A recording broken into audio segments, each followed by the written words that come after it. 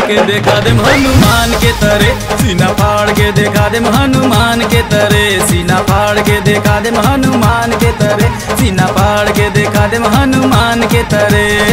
गोरिया हमरा दिल में तू बाड़ू प्राण के तरे, गोरिया हमरा दिल में तू बाड़ू प्राण के तरे।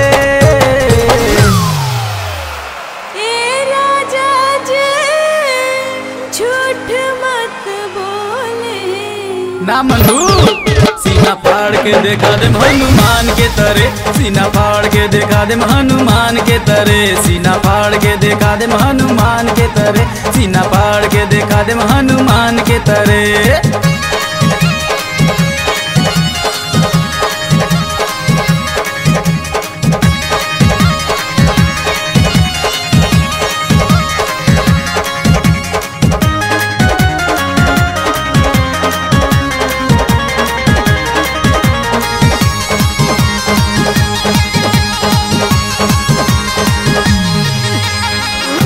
मंदिर में तोहरे फोटो रख के निहारब हो, सुबह शाम गोरी तोहरे आरती उतारब हो।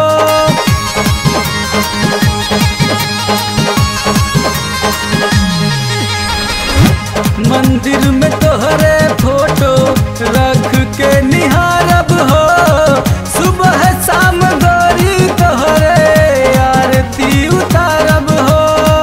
पूजा तो हर करब हम भगवान के तरे, पूजा तो हर करब हम भगवान के तरे।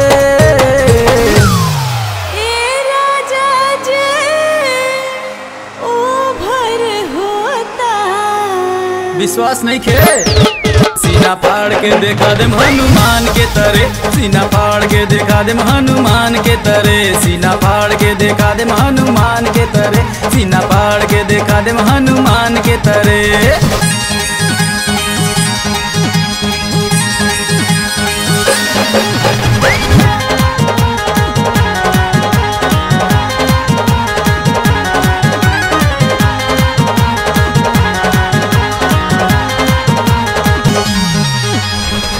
निशा दारू छूटल खुद के और सुधारब हो, जिंदगी भर साथ देहब कबो ना बिसारब हो।